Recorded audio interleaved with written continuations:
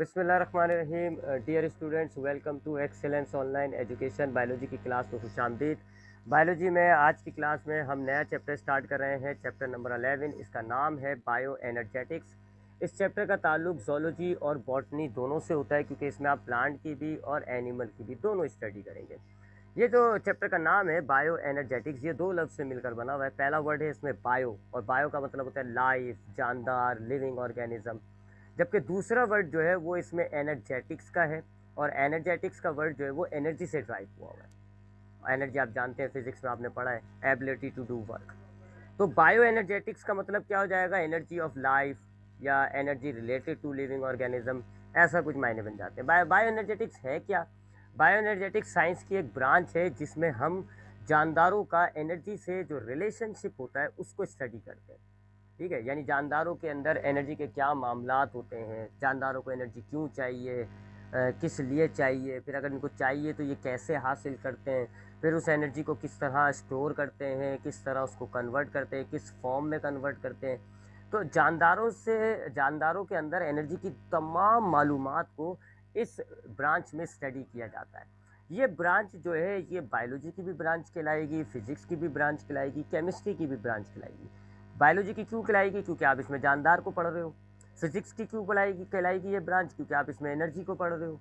और केमिस्ट्री की ये ब्रांच क्यों कहलाएगी? क्योंकि आपकी बॉडी के अंदर एनर्जी जो है वो कंपाउंड्स में स्टोर हो रही होती है। आपको इसमें कंपाउंड्स के स्ट्रक्चर चाहिए होंगे, कंपाउंड्स की स्टडी करनी होगी आपको, कंपाउंड्स की प्रॉपर्टीज़, उनका मॉलिक्यूलर स्ट्रक्चर वगैरह, ये सब मालूमात चाहिए होती है केमिस्ट्री की। तो यूँ ये जो ब्रांच हो गई बायो एनर्जेटिक्स, ये एक ब्रॉडर ब्रांच हो गई। ये तीनों ब्रांच से ताल्लुक़ रख रही है, बायोलॉजी की भी है, केमिस्ट्री की भी है, फिजिक्स की भी है। तो आपने इसके अंदर जो है आपको इसमें बायोलॉजी की भी झलक नज़र आएगी, इसमें आपको फिजिक्स की भी झलक नज़र आएगी, और इसमें आपको केमिस्ट्री की भी झलक नज़र आएगी।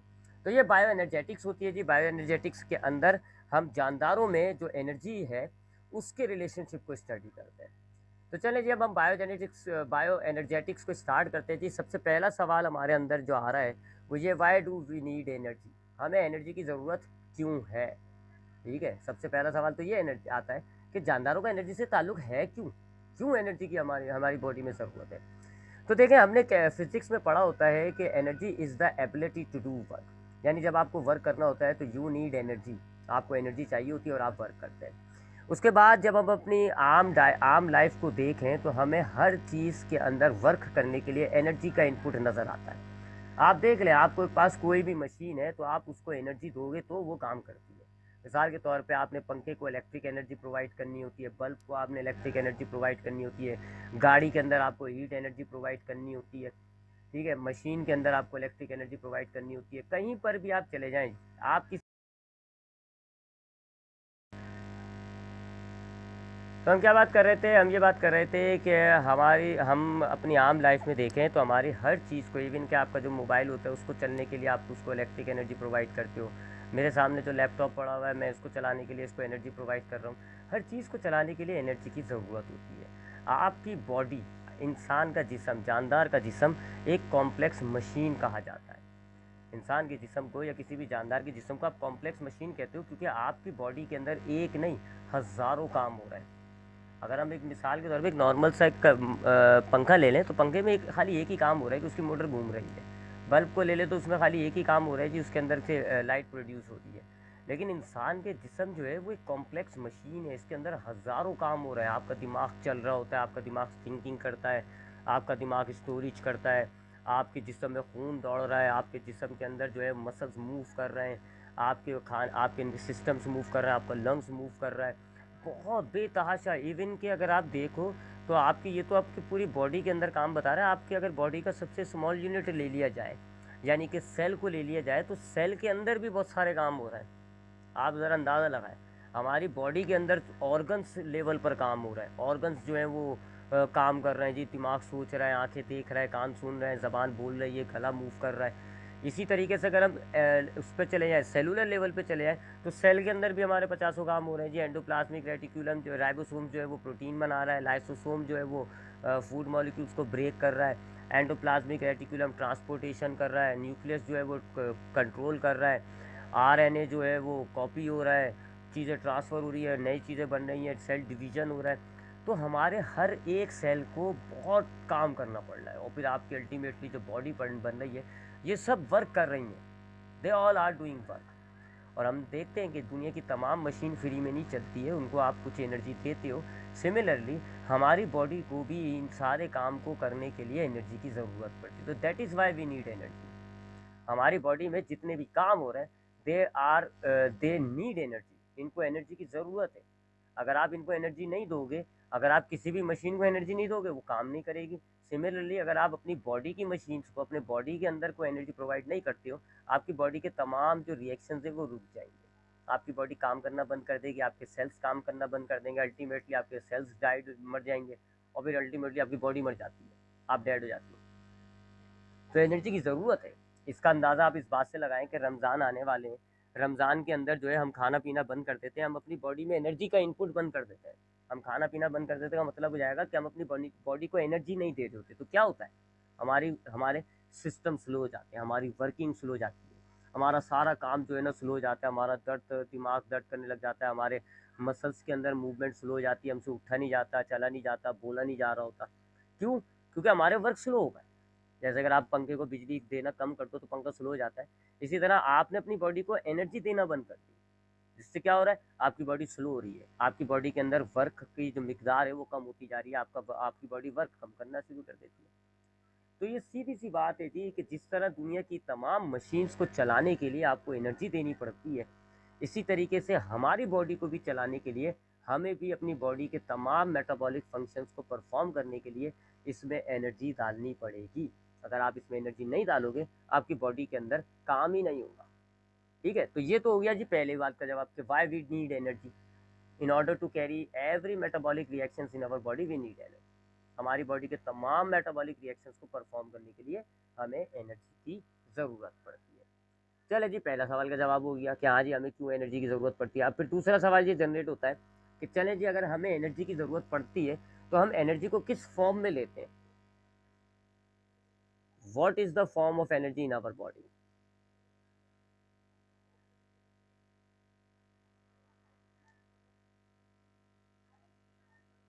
या यूं कह लो कि हाउ वी टेक एनर्जी,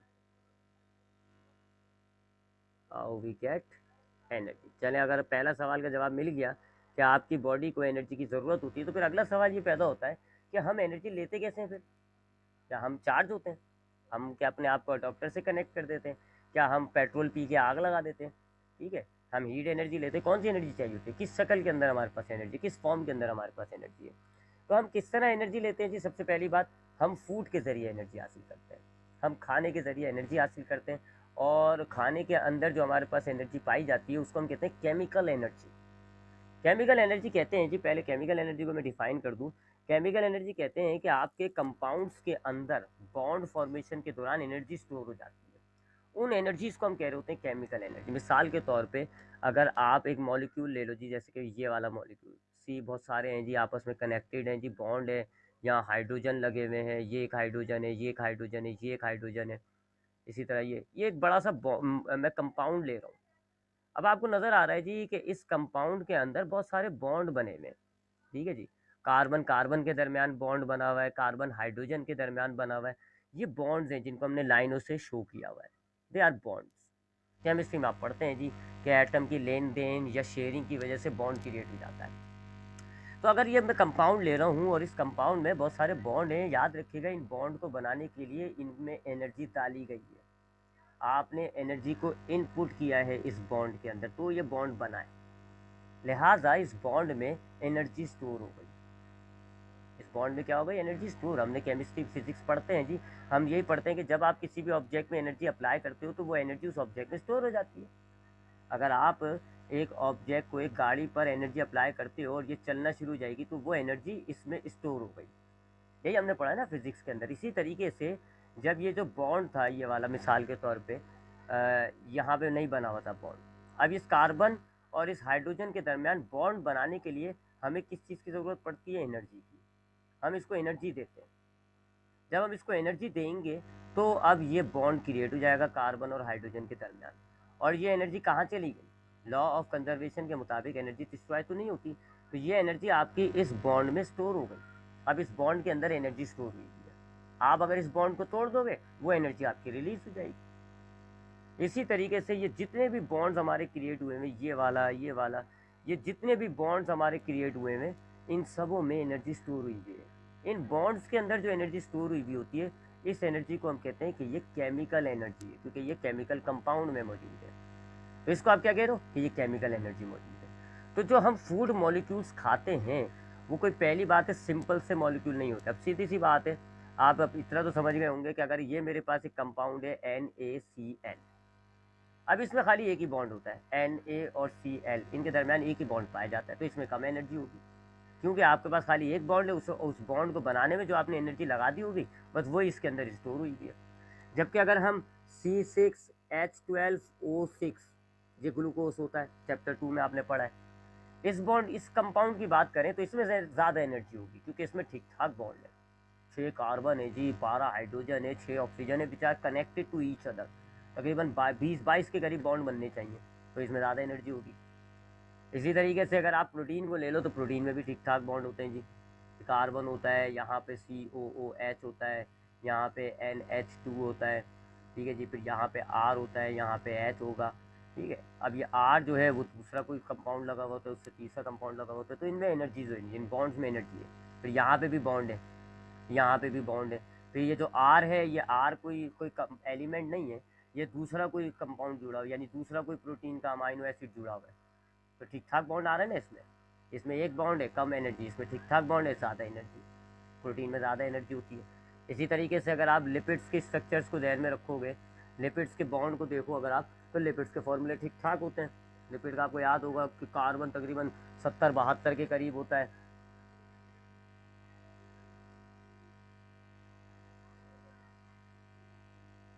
अब जैसे एक लिपिड का मॉलिक्यूल हम लें तो एक लिपिड का मॉलिक्यूल होता है जी स्टेरिन, ठीक है। उसका स्ट्रक्चर, उसका फार्मूला क्या है जी, मॉलिक्यूलर फार्मूला C57H110 और ऑक्सीजन 6, खुद अंदाजा लगा लो कितने बॉन्ड्स हैं, ठीक ठाक बॉन्ड है जी, 57 कार्बन है,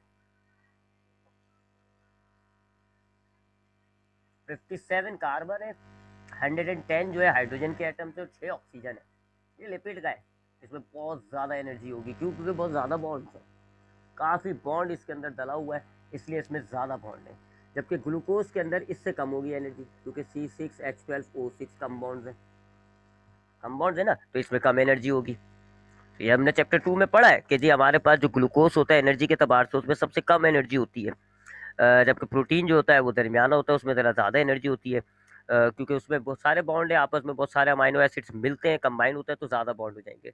जबकि लिपिड में सबसे ज़्यादा एनर्जी होती है, क्योंकि लिपिड का मॉलिक्यूलर फॉर्मूला ही देख लो आप, ठीक ठाक एटम्स मौजूद है। तो ये केमिकल एनर्जी होती है, आपके कंपाउंड्स के अंदर जो बॉन्ड होते हैं उन बॉन्ड को बनाने में एनर्जी का इनपुट होता है, वो एनर्जी उन बॉन्ड में स्टोर हो जाती है, लिहाजा आपके कंपाउंड्स के अंदर एनर्जी मौजूद होगी। अब जिस कंपाउंड में जितने ज़्यादा बॉन्ड होंगे उसमें उतनी ज़्यादा केमिकल एनर्जी चाहिए होगी, और जिसमें कम बॉन्ड होंगे उसमें उतनी कम एनर्जी होती है, ठीक है। तो ये, तो इसको हम कहते हैं केमिकल एनर्जी। हम केमिकल एनर्जी हासिल करते हैं, how we do get energy, ये इसका जवाब आ रहा है, हाउ वी गेट एनर्जी, हम कैसे एनर्जी हासिल करें, सॉरी इसका what is the form of energy. तो हमारे पास कौन सी फॉर्म है एनर्जी की, केमिकल एनर्जी। हम कोई हीट एनर्जी नहीं लेते, हम कोई न्यूक्लियर एनर्जी नहीं लेते, हम कोई काइनेटिक एनर्जी, पोटेंशियल एनर्जी नहीं लेते, हम कोई लाइट एनर्जी नहीं लेते, हम ले रहे हैं केमिकल एनर्जी। लिविंग ऑर्गेनिजम्स को केमिकल एनर्जी चाहिए, ये केमिकल एनर्जी लेंगे, इस एनर्जी के ज़रिए फिर ये अपनी तमाम बॉडी फंक्शंस को परफॉर्म करते हैं। तो हमारे पास what is the form of energy in the living organism, chemical energy. हमें केमिकल एनर्जी की ज़रूरत होती है, और हम ये लेते कैसे हैं जी, हाउ वी गेट एनर्जी।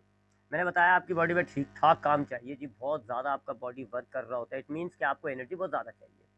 अब छोटे छोटे कंपाउंड्स तो आप नहीं लोगे ना, NaCl, ये तो नहीं लोगे क्योंकि इसमें एक ही बॉन्ड है, कम एनर्जी है। आप बड़े बॉन्ड वाले कंपाउंड्स लेते हो, कौन से, जैसे ग्लूकोज, लिपिड्स और प्रोटीन, और ये आपको किस में मिलता है, फूड्स में, तो उसको हम फूड के जरिए हासिल करते हैं। तो how we get energy, how we get chemical energy, we get it from our food. अब फूड के अंदर जो कंपाउंड होते हैं उनसे हम हासिल कर रहे होते हैं, कौन कौन से, जैसे कि कार्बोहाइड्रेट्स होते हैं जी, वही C6 ग्लूकोज वगैरह, लिपिड्स होती हैं, प्रोटीन्स होते हैं, इनसे हम हासिल करते हैं केमिकल एनर्जी। और ये क्यों इनसे हासिल कर रहे हैं जी? NaCl क्यों नहीं ले रहा है, HCl क्यों नहीं ले रहा है? क्योंकि उनमें कम बॉन्ड है, कम एनर्जी है। इनमें ज़्यादा बॉन्ड है, ज़्यादा एनर्जी है। तो हमें एनर्जी क्यों चाहिए? पहला सवाल क्यों? क्योंकि हमारी बॉडी में जितने भी फंक्शंस हो रहे हैं उनको परफॉर्म करने के लिए हमें एनर्जी चाहिए होती है। फिर दूसरा सवाल, हमारी बॉडी में जो एनर्जी होती है वो कौन सी फॉर्म है? हम कहते हैं इसकी जवाब कि वो केमिकल एनर्जी है। केमिकल बॉन्ड्स में जो एनर्जी स्टोर हुई भी होती है, केमिकल एनर्जी, हम उसके ज़रिए एनर्जी हासिल कर रहे हैं। तीसरा सवाल, हम ये एनर्जी हासिल कैसे करते हैं? फिर तो इसका जवाब है हम फूड के ज़रिए हासिल करते हैं। हम जब कोई खाना खाते हैं तो उसके अंदर से 3 बड़े बेसिक कंपाउंड होते हैं, कार्बोहाइड्रेट, लिपिड्स और प्रोटीन। उसके अलावा जो बाकी कंपाउंड हासिल करते हैं, विटामिन, मिनरल्स, उनको एनर्जी के लिए नहीं हासिल करते, उनको हम अपनी बॉडी डेवलपमेंट के लिए हासिल करते हैं। एनर्जी के लिए हम अपने खाने में से 3 कंपाउंड्स का इंतखाब करते हैं, कार्बोहाइड्रेट्स, लिपिड्स और प्रोटीन, क्योंकि ये बड़े बड़े मॉलिक्यूल्स होते हैं, काफ़ी ज़्यादा बॉन्ड्स मौजूद होते हैं, इनमें ठीक ठाक एनर्जी स्टोर हुई भी होती है। तो हम एक ही बॉल में छक्का लगा देते हैं, बड़े बड़े कंपाउंड्स को हासिल करके ठीक ठाक एनर्जी को हम निकाल लेते हैं।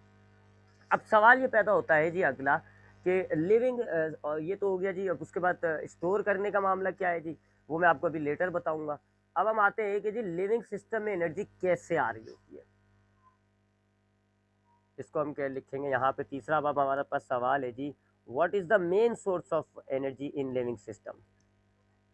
What is the main source of energy? Main source of energy जो है लिविंग ऑर्गेनिज्म या लिविंग सिस्टम के अंदर, वो क्या है? Main source of energy in living system, living system के अंदर मेन सोर्स ऑफ एनर्जी क्या है? अब जरा ये ध्यान से समझिएगा। देखिए, आपकी दुनिया के अंदर, खाली लिविंग सिस्टम के अंदर नहीं, पूरी दुनिया के अंदर, आपके पास पूरी दुनिया के अंदर जो मेन सोर्स ऑफ एनर्जी है वो है जी आपका सूरज। Your sun is the main and ultimate source of the energy.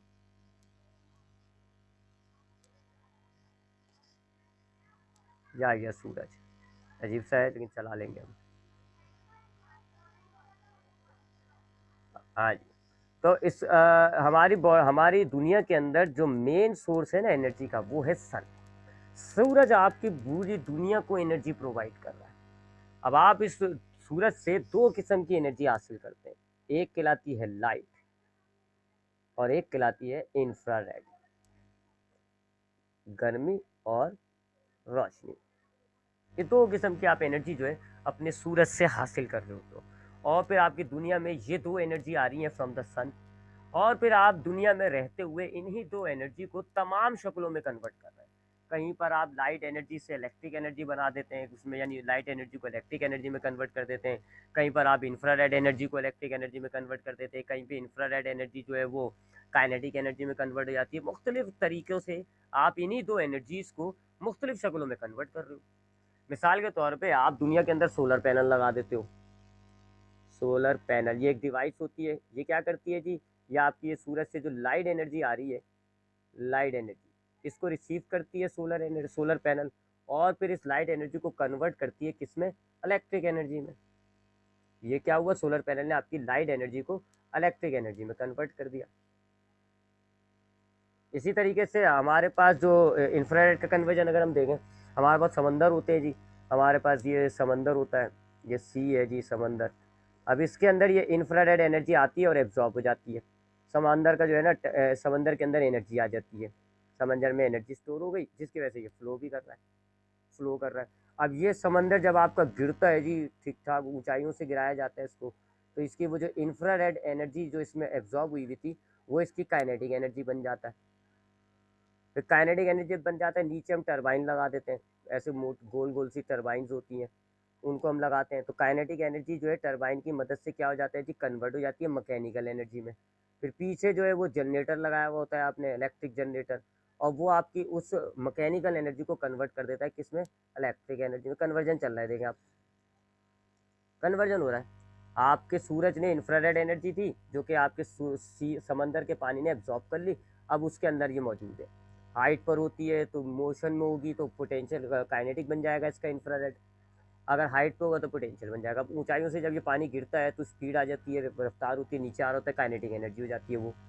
फिर जब वो टरबाइन में टकराता है तो ये काइनेटिक एनर्जी कन्वर्ट हो जाती है मैकेनिकल एनर्जी के अंदर, ये चलना शुरू कर जाएगा टरबाइन और इसमें मैकेनिकल एनर्जी हो जाएगी।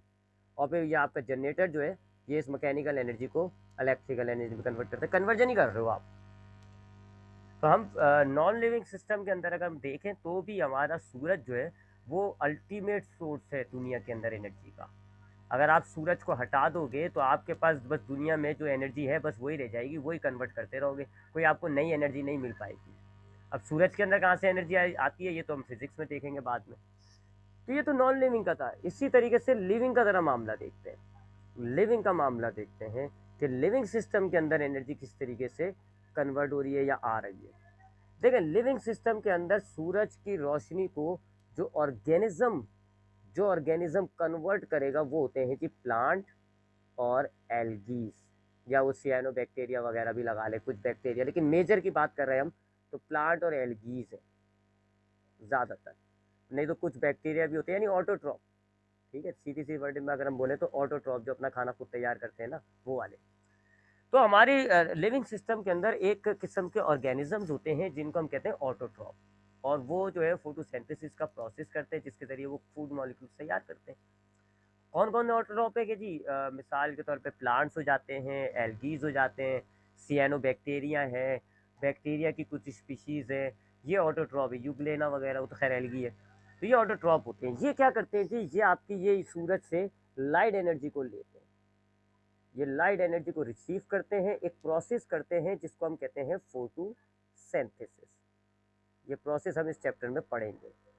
एक प्रोसेस होता है इनकी बॉडी के अंदर जिसको आप कहते हो फोटोसिंथेसिस। और इस प्रोसेस के ज़रिए ये अपनी इस लाइट एनर्जी, इस प्रोसेस के ज़रिए क्या करते हैं जी, ये एक कंपाउंड तैयार करते हैं ग्लूकोज, वही C6H12O6 ग्लूकोज तैयार करते हैं, और इस ग्लूकोज के अंदर इस लाइट एनर्जी को स्टोर कर देते हैं बॉन्ड्स के अंदर। तो प्लांट एक बड़ा अहम किरदार हो गया यहाँ पे लिविंग सिस्टम के अंदर। एनर्जी के लिए बहुत ही अहम किरदार हो जाता है इसका। प्लांट एक प्रोसेस करता है दैट इज कॉल्ड फोटोसिंथेसिस। इस प्रोसेस के अंदर क्या करेगा, ये ग्लूकोज मॉलिक्यूल बनाएगा। अब ग्लूकोज मॉलिक्यूल आपको बताया मैंने C6H12O6 ठीक ठाक बॉन्ड्स मौजूद है। अब उस बॉन्ड बनाने के लिए इसको चाहिए एनर्जी। कहाँ से हासिल करता है, सूरज की लाइट को, सूरज की रोशनी की जो लाइट एनर्जी है ना उसको लेगा, और जो ग्लूकोज बनाने के दौरान जो बॉन्ड एनर्जी चाहिए थी ये क्या करेगा, लाइट को बॉन्ड बनाने में इस्तेमाल कर देता है। अब जब ये ग्लूकोज के बॉन्ड बनाने के लिए लाइट को इस्तेमाल करेगा तो अल्टीमेटली हुआ क्या जी, लाइट जो है वो हमारी केमिकल एनर्जी में कन्वर्ट हो गई। अब आपका ये जो ग्लूकोज मॉलिक्यूल तैयार हुआ इसमें एनर्जी स्टोर हो गई, लाइट नहीं, अब वो एक दूसरी शक्ल में आ गई। किस शक्ल में, केमिकल एनर्जी में। Now the glucose has the chemical energy. ये आपका पहला फूड हो जाता है नॉन लिविंग से। आपके लिविंग सिस्टम के अंदर जब एनर्जी आ गई केमिकल एनर्जी की शक्ल में, तो जो आपका मेजर कंपाउंड होता है वो ग्लूकोज होता है। अब ये फिर आपके लिविंग सिस्टम में कन्वर्ट होगा या फिर दूसरी बॉडी में जाएगा। मिसाल के तौर पे अब इन पौधों को खा लेते हैं जी हर्बीवोरस। इन पौधों को कौन खा जाता है जी, हर्बीवोरस खा लेते हैं। हर्बीवोरस कहते हैं ऐसे ऑर्गेनिजम्स को जो कि प्लांट को खाते हैं, हर्बीवोरस खा लेते हैं जी, ROUS, पता नहीं स्पेलिंग चेक कर लिएगा जी। हर्बीवोरस खा जाते हैं जी इन पौधों को। हर्बीवोरस कहते हैं जी उन एनिमल्स को जो कि प्लांट को खाते हैं, जैसे कि गाय, बकरी, गधा, घोड़ा, they are called herbivores. Herbivores जब पौधों को खाते हैं ना, उनको पौधों से कोई लगाव नहीं है। पौधों के अंदर ये जो ग्लूकोज है ना, जो फोटोसिंथेसिस के जरिए तैयार हुआ है, ये ग्लूकोज इनकी बॉडी में चला जाएगा। जब ये प्लांट को खाएंगे तो प्लांट के अंदर जितना भी ग्लूकोज होगा वो अब किस में शिफ्ट हो जाएगा, एनिमल्स पे। तो यूँ इनको फूड मॉलिक्यूल मिल जाएगा। अब ये ग्लूकोज किस में शिफ्ट हो गया, हर्बीवोरस में, क्योंकि उन्होंने प्लांट्स को खा लिया। फिर क्या होता है जी, आपके लिविंग सिस्टम में हर्बीवोरस को खाने वाले ऑर्गेनिजम्स भी पाए जाते हैं जिनको आप कहते हो कार्निवोरस या ओमनिवोरस। कार्निवोरस भी होते हैं जो हर्बीवोरस को खा जाते हैं, और ओमनिवोरस भी होते हैं जी। कार्निवोरस और कौन हो जाते हैं, ओमनिवोरस। ये भी आपने पढ़ी होंगी जी। कार्निवोरस कहते हैं ऐसे ऑर्गेनिजम्स को जो खाली गोश्त खाते हैं। ठीक है, अब हर्बीवोरस को खा रहे हैं यानी कि वो एनिमल्स को खा रहे हैं तो गोश्त खाते हैं। जबकि ओमनिवोरस क्या होते हैं जी, ऐसे और एनिमल्स होते हैं जो कि सब्जियां भी खाते हैं, यानी हर्बीवोरस को भी खा लेंगे और प्लांट्स को भी खा लेंगे, तो वो दोनों को खा रहे होते हैं। ठीक है, ऐसे मामला हो गया। ठीक है जी। तो आपके पास क्या है जी, कि प्लांट ने लाइट एनर्जी ली, फोटोसिंथेसिस के जरिए कंपाउंड बनाया ग्लूकोज, और उस लाइट एनर्जी को उस ग्लूकोज के अंदर स्टोर कर दिया, किस शक्ल के अंदर, केमिकल एनर्जी में। अब प्लांट के अंदर ग्लूकोज आ गया, प्लांट को जो एनर्जी चाहिए वो इस ग्लूकोज के जरिए हासिल कर लेगा, इस ग्लूकोज को तोड़ेगा, इसमें से एनर्जी निकालेगा और अपने मेटाबॉलिक रिएक्शंस कर लेगा, और जो बचा हुआ ग्लूकोज होगा वो इसको स्टोर कर लेगा अपनी बॉडी के अंदर। अब जब एनिमल्स की बारी आती है तो एनिमल्स तो नहीं कर सकते ना फोटोसिंथेसिस, एनिमल्स क्या करते हैं जी, प्लांट्स को खा लेते हैं, हर्बीवोरस प्लांट्स को खा लेते हैं। तो प्लांट की बॉडी में जितना भी ग्लूकोज स्टोर हुआ वो होता है, अब वो शिफ्ट हो गया किसमें, हर्बीवोरस के अंदर। इसी तरीके से जब इन हर्बीवोरस को कोई एनिमल खाता है उसको हम कहते हैं कार्निवोरस, और कार्निवोरस या ओमनीवोरस। अब दोनों जब भी खाएंगे तो हर्बीवोरस के अंदर जितना भी ये ग्लूकोज स्टोर हुआ वो होता है वो अल्टीमेटली अब इनकी बॉडी में चला जाता है। ऐसे ये ट्रांसफर हो रहा है। बनाने वाला कौन है, प्लांट और एल्गीज, और बाकी सब खा रहे हैं, यानी कि सिर्फ वो ट्रांसफर कर रहा है। तो यूँ समझ लो जी कि एक शख्स ने मेहनत करके पैसा कमाया और एक चोर आया, उसने उससे ले लिया, छीन के चला गया, आगे गया, उस चोर को दूसरे ने लूट लिया, दूसरे ने ले लिया, ऐसा मामला है। तो हमारे पास फ्लो ऑफ द एनर्जी क्या है लिविंग सिस्टम के अंदर, क्या हमारे पास लाइट एनर्जी होती है सूरज की, जिसको प्लांट जो है वो कन्वर्ट कर देता है केमिकल एनर्जी में, अपनी बॉडी में इस्तेमाल भी करता है, अपनी बॉडी में स्टोर भी कर लेता है। फिर जब एनिमल्स इन प्लांट को खाते हैं तो ये कंपाउंड्स एनिमल में चले जाते हैं और फिर एनिमल के अंदर वो इस्तेमाल होंगे। जब एनिमल्स मरते हैं तो वो कंपाउंड ज़मीन में जाते हैं, डिकम्पोजर्स उनको तोड़ ताड़ के इन कंपाउंड्स को वापस रिलीज कर देते हैं। अब जब ये ओमनीवोरस कार्निवोरस ये सब जब मरेंगे, ज़मीन में जाएंगे, डेड हो जाएंगे, तो क्या होगा जी, डिकम्पोजर्स आते हैं, बैक्टीरिया वगैरह, बैक्टीरिया, फंगस, ठीक है जी, डिकम्पोजर्स आ जाएंगे। अब ये डिकम्पोजर्स क्या करेंगे, आपकी बॉडी के जितने भी ये कॉम्प्लेक्स ग्लूकोज वगैरह है ना जो स्टोर हुआ हुआ आपकी बॉडी में, इनको तोड़ देंगे, इनमें से कार्बन डाइऑक्साइड, हाइड्रोजन अलहदा कर देंगे, और इनमें से जो रिलीज होगी एनर्जी वो आपकी अल्टीमेटली वापस एटमॉस्फेयर में चली जाएगी, इंफ्रारेड की शक्ल में आपकी जो है वो एनर्जी वापस रिलीज हो जाएगी, साइकिल कंप्लीट हो जाती है। तो आपकी बॉडी ये लिविंग ऑर्गेनिजम्स के अंदर एनर्जी का अल्टीमेट सोर्स हो गया जी ये सूरज। जिस तरह मैं आपको कहा ना, शुरू में ही आपको कहा था कि पूरी दुनिया में एनर्जी सप्लाई करने का अल्टीमेट सोर्स सन है, चाहे नॉन लिविंग को सप्लाई करनी हो या लिविंग को सप्लाई करनी हो, सूरज जो है वो मेजर सप्लायर होता है। कंपाउंड बनता है glucose by the plant through a process called photosynthesis. बाकी तो मुफ्त हैं जी, एक को खा खा के अपने अंदर से वो ट्रांसफर कर रहा है। ये तो रहा ग्लूकोज, बाकी तो दूसरे कंपाउंड होते हैं वो तो इसी ग्लूकोज से बनते हैं। मिसाल के तौर पे अब ये जो प्लांट ने ग्लूकोज तैयार किया है ना, अब इसका भी फेट चेंज होता है। ये जो प्लांट ने ग्लूकोज तैयार किया है, प्लांट इस बॉडी में, पहले तो प्लांट ने जो ग्लूकोज तैयार किया बाय फोटोसिंथेसिस, अब क्या करेगा जी, पहले तो इसको तोड़ ताड़ के इसमें से एनर्जी निकाल के अपने लिए इस्तेमाल कर लेगा, और जो बचेगा ग्लूकोज उसके साथ क्या करेगा, या तो उसकी बहुत सारे मॉलिक्यूल्स को मिला के स्टार्च या सेल्यूलोज की शक्ल में अपने सेल में स्टोर कर लेगा, स्टार्च की शक्ल में या फिर सेल्यूलोज की शक्ल में। चैप्टर 2 आपने पढ़ा है जी कि ये स्टार्च और सेल्यूलोज जो है वो ग्लूकोज की लंबी लंबी पॉलीमर्स होती है, पॉलीसेकेराइड्स हम कहते हैं। बहुत सारे ग्लूकोज के मॉलिक्यूल्स को मिला लो तो स्टार्च या सेल्यूलोज या ग्लाइकोजिन बनता है। तो प्लांट क्या करेगा, प्लांट ने जो ग्लूकोज फोटोसिंथेसिस के जरिए बनाया, ठीक है, थोड़ा सा उसको यूज़ कर लिया, एनर्जी वगैरह हासिल कर ली, जो बच गया उसको क्या करा जी, बहुत सारे उसके साथ जो है वो बहुत सारे ग्लूकोज को मिला के लंबी लंबी चेन्स बनाई, स्टार्च और सेल्यूलोज की शक्ल में उसको स्टोर कर लिया, ठीक है। इसी तरह बाज़ दफ़ा क्या करता है जी, प्लांट इस ग्लूकोज के साथ नाइट्रोजन को ऐड कर देता है। नाइट्रोजन जो एलिमेंट होता है पानी के जरिए हासिल कर लेता है, उसको ऐड कर लेता है। अब ये बन जाते हैं अमाइनो एसिड। अमाइनो एसिड याद होगा, कार्बन, हाइड्रोजन, ऑक्सीजन और नाइट्रोजन का कॉम्बिनेशन होता है, और फिर इन अमाइनो एसिड्स को मिला के वो प्रोटीन तैयार कर लेता है। अब प्रोटीन जो है, ये प्रोटीन एक ये दूसरा फूड मॉलिक्यूल आ गया आपका प्रोटीन। अब प्रोटीन को जो है वो अपने सेल की जो ऑर्गेनल्स होते हैं उनकी बनावट में इस्तेमाल करेगा, जो बच जाएगा उसको स्टोर कर लेगा। इसी तरीके से ग्लूकोज को जो है वो बहुत सारे ग्लूकोज की कॉम्बिनेशन आगे पीछे करके उनको जो है वो लिपिड्स में भी स्टोर कर लेता है। लिपिड्स का फॉर्मूला आपको अभी बताया, कार्बन, हाइड्रोजन और ऑक्सीजन, ये सिर्फ उनकी तादाद में फ़र्क है। वही है जी, ऐड ग्लूकोज के मॉलिक्यूल्स की रीअरेंज करेगा और उनको किस शक्ल में ले आएगा, स्टोर कर देगा लिपिड्स में। तो प्लांट की बॉडी में ये ग्लूकोज जो है वो 3-4 शक्लों में आ जाता है, या तो स्टार्च की शक्ल में आ जाता है, या सेल्यूलोज की शक्ल में आ जाता है, या प्रोटीन की शक्ल में आ जाता है, या लिपिड की शक्ल में आ जाता है। अब जब इसको हर्बीवोरस खाएगा, इस पौधे को जब हर्बीवोरस खाएगा तो उसके अंदर यही सारे स्टोरेज कंपाउंड जो है ना, यानी कि ये स्टार्च, सेल्यूलोज, लिपिड्स और प्रोटीन की उसकी बॉडी में चले जाएंगे। अब उनमें से क्या करेगा जी, एनिमल क्या करेगा, इसमें से कुछ स्टार्च को लेगा, उसको ग्लूकोज की शक्ल में वापस तोड़ेगा, एनर्जी निकालेगा, बाकी जो होंगे उनको स्टोर कर लेगा अपनी बॉडी में। फिर जब उस हर्बीवोरस को कोई कार्निवोरस खाएगा तो उसमें चले जाएंगे। तो यही मॉलिक्यूल्स जो होते हैं ये शिफ्ट होते हैं। तो अल्टीमेट मॉलिक्यूल आपका कौन सा है, ग्लूकोज। ग्लूकोज है जो कि फोटोसिंथेसिस से बनता है। बाकी सारे तो वो इसी की शक्ल से, इसी से ही तैयार होता है। तो ये हमारे अंदर, हमारी बॉडी के अंदर एनर्जी का फ्लो हो रहा है। आप देख रहे हैं what is the main source of energy, कहाँ तक पहुंच गया। तो हमारी हमारी लिविंग ऑर्गेनिजम्स के सिस्टम के अंदर अल्टीमेट जो सोर्स होता है एनर्जी का वो है लाइट। लाइट के जरिए प्लांट जो है वो इनको लाइट को लेते हैं, फोटोसिंथेसिस के जरिए एक कंपाउंड तैयार करते हैं ग्लूकोज, और फिर वो लाइट एनर्जी उस ग्लूकोज के अंदर उसके बॉन्ड में स्टोर हो जाती है in the form of chemical energy.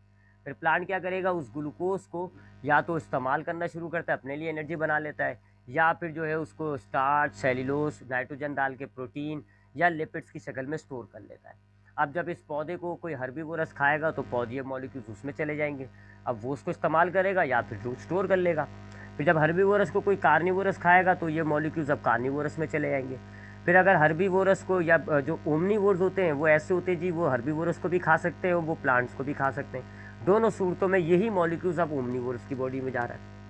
और फिर जब ये लोग मरते हैं तो ये डिकम्पोजर्स इन्हीं मॉलिक्यूल्स को तोड़ के इनमें से एनर्जी को रिलीज कर देते हैं जो आपके एटमॉस्फेयर में शामिल हो जाती है। तो ये हो गया फ्लो ऑफ द एनर्जी। और आप देख रहे हैं इसमें बहुत अहम तरीन प्रोसेस आ रहा है, फोटोसिंथेसिस। फोटोसिंथेसिस एक बहुत काम का प्रोसेस आ जाता है, जिसको हमने देखना होगा कि फिर फोटोसिंथेसिस होता कैसे।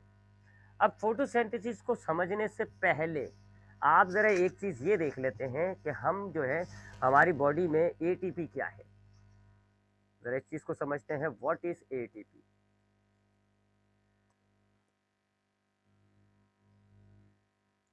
अब अगला सवाल जो मैं आंसर देने जा रहा हूँ वो है व्हाट इज एटीपी। ये एटीपी क्या चला है, क्या भला है जी। ATP is an abbreviation. ATP का मतलब होता है एडिनोसाइन, ओहो, एडिनोसाइन ट्राइफॉस्फेट, ये होता है जिसका पूरा एब्रीविएशन एटीपी, यानी एडिनोसाइन ट्राइफॉस्फेट। ये एक मॉलिक्यूल है, एक कॉम्प्लेक्स मॉलिक्यूल है, यानी कि कॉम्प्लेक्स से मुराद हो गया ये दो तीन चीज़ों से बना हुआ होता है। किन किन चीज़ों से, ये जो एडिनोसाइन, एक होता है एडिनाइन, ये बेस होता है, एडिनाइन प्लस एक राइबोस शुगर होती है वो मिलती है इसके साथ,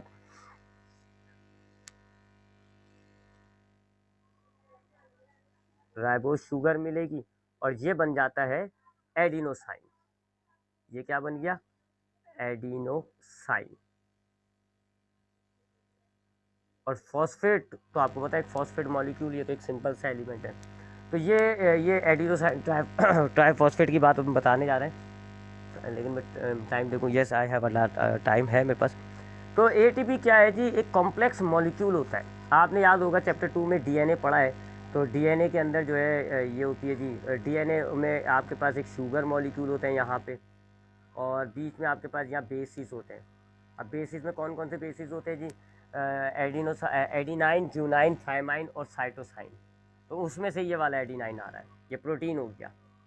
उसके बाद आपने जब डीएनए आरएनए पढ़ा था, तो आरएनए में मैंने आपको बताया था कि यहाँ पर जो शुगर होती है वो राइबोस शुगर होती है। राइबोस शुगर कहते हैं 5 कार्बन वाली शुगर को। तो ये 5 कार्बन वाली शुगर होती है। अब मैं इनका मॉलिक्यूलर स्ट्रक्चर बनाना नहीं चाह रहा, लेकिन चलो मैं बना के दिखाता हूँ।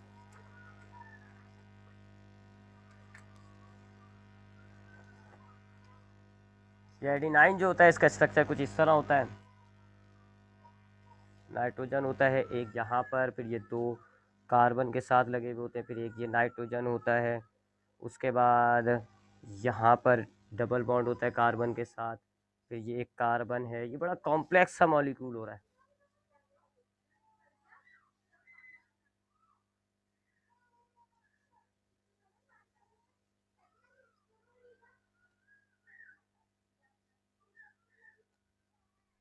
ये जी एक एडिनाइन, ये एक बेस होता है, प्रोटीन होता है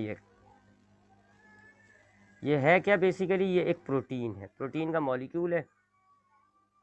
ठीक है, आपको डीएनए वगैरह में मिलता है जी, ये एडिनाइन होता है। ठीक है, ये प्रोटीन है, इसमें देखने कार्बन, हाइड्रोजन और नाइट्रोजन होता है। जबकि उसके अलावा आपको क्या मिलती है, दूसरी चीज़ राइबोस शुगर होती है।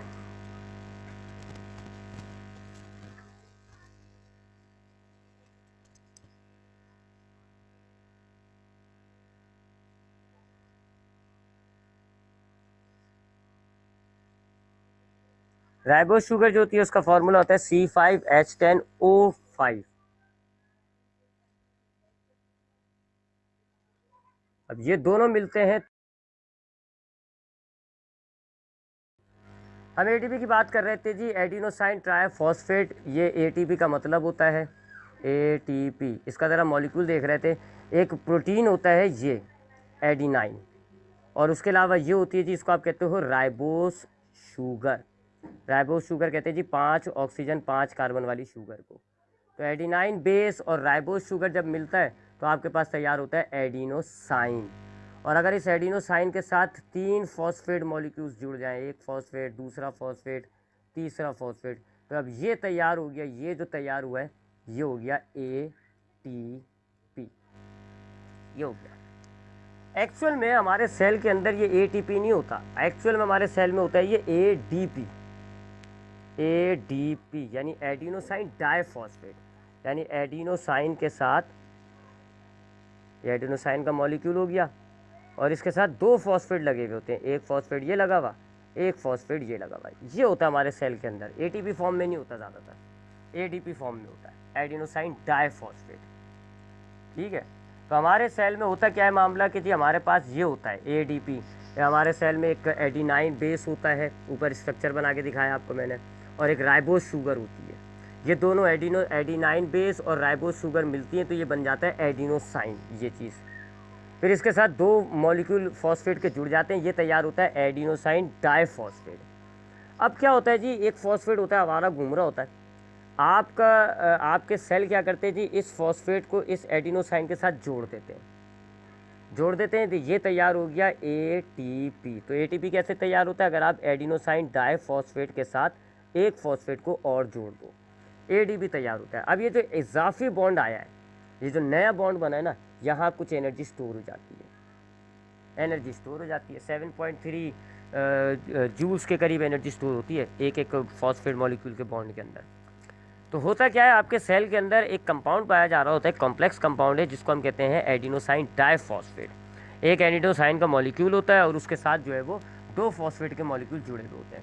आपके सेल के अंदर जब एनर्जी घूम रही होती है ना, जब एनर्जी फालतू होगी, अभी आप 2 प्रोसेस पढ़ोगे, तो जब आपके पास सेल के अंदर एनर्जी मौजूद होती है तो आपका सेल क्या करता है जी, एडिनोसाइन डाइफॉस्फेट के साथ एक ये फॉस्फेट को जोड़ देता है, ऐसे कनेक्ट कर देता है, बॉन्ड बना देता है। बॉन्ड बनाने के लिए जो एनर्जी चाहिए होती है वो एनर्जी यहाँ पे आ गई, जो फालतू एनर्जी घूम रही थी उस एनर्जी को इस्तेमाल करते हुए एक नया बॉन्ड बना दिया, और आपकी ये जो एनर्जी अभी इस बॉन्ड में स्टोर हो गई, ये कहलाता है ATP। ये स्टोरेज फॉर्म है आपकी सेल के अंदर। अब ये आपके बॉडी के अंदर ना ATP मॉलिक्यूल्स होते हैं जी, ATP के मॉलिक्यूल्स घूम रहे होते हैं और उनमें एनर्जी स्टोर हुई हुई है, बहुत सारे ATP के मॉलिक्यूल्स घूम रहे होंगे, इनकी एनर्जी स्टोर है। जब कभी भी आपके सेल को किसी भी मेटाबॉलिक फंक्शंस के अंदर एनर्जी चाहिए होती है तो आपका सेल क्या करता है, ये वाला बॉन्ड जो है ना ATP वाला, ये वाला बॉन्ड ब्रेक कर देता है, ये ADP अलग हो जाएगा, ये ADP हो गया, ये अलग हो गया, फॉस्फेट वापस अलग, दोनों ओरिजिनल कंडीशन में आ गए, और वो जो एनर्जी इस बॉन्ड में स्टोर हुई थी वो एनर्जी रिलीज हो जाएगी और आपका सेल उस एनर्जी को यूटिलाइज कर लेता है। तो ये करेंसी है। जैसे अक्सर होता है ना, आपके हाथ में बहुत सारे पैसे होते हैं तो आप जेब में डाल लेते हो, आप उसको लेकर घूमते हो, इधर उधर जाते हो, जहाँ आपको पैसों की ज़रूरत होती है आप अपने जेब में से निकाल के पैसे इस्तेमाल कर लेते हो। तो ये जेब है जी सेल के अंदर, ये वाला रिएक्शन। तो है क्या मामला जी, आपके पास सेल के अंदर एक बेस, एक प्रोटीन पाया जाता है, इसको हम कहते हैं एडिनाइन, ये रहा वो प्रोटीन। इसी तरह आपके सेल में राइबोस शुगर होती है, ये है जी C5H10O5। आपके सेल क्या करते हैं, इन दोनों को मिला देते हैं, एडिनोसाइन तैयार हो जाता है। फिर एडिनोसाइन के साथ 2 फॉस्फेट मिलाते हैं, 2 फॉस्फेट मिला लेते हैं और ये तैयार कर लिया आपके सेल ने क्या, ADP। ये एक ADP का मॉलिक्यूल तैयार हो गया। अब क्या करेगा आपका सेल, इस ADP के साथ, इसको दोबारा कर लेते हैं,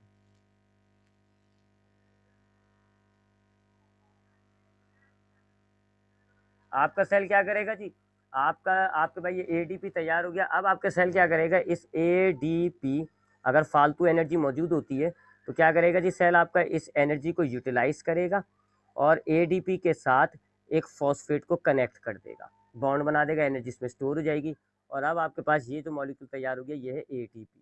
इसमें एनर्जी स्टोर है, इसमें एनर्जी स्टोर है जी।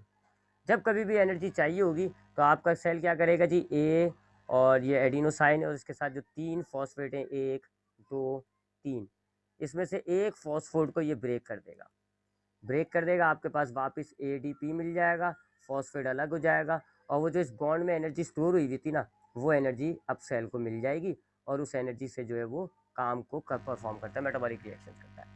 तो ये आपके सेल के अंदर होगा जी मामला। जब कभी भी सेल के अंदर एनर्जी बनेगी तो सेल क्या करेगा, ADP और फॉस्फेट का रिएक्शन करा के ATP बना लेगा, और एनर्जी उसमें स्टोर हो जाएगी, ये वाला रिएक्शन करा देगा। और जब कभी सेल को एनर्जी की ज़रूरत होगी तो सेल क्या करेगा, ATP का मॉलिक्यूल पकड़ेगा और उसके फॉस्फेट को अलहदा कर देगा, और एनर्जी रिलीज़ हो जाएगी। यही चलता रहता है। एनर्जी चाहिए तो फॉस्फेट तोड़ देगा, ATP को ADP में कन्वर्ट कर देगा, जब एनर्जी स्टोर करनी होगी तो ADP को ATP में कन्वर्ट कर देगा। यहाँ पर हम आज की क्लास को वाइंड अप करेंगे जी। मैं आपको माइक खोल रहा हूँ।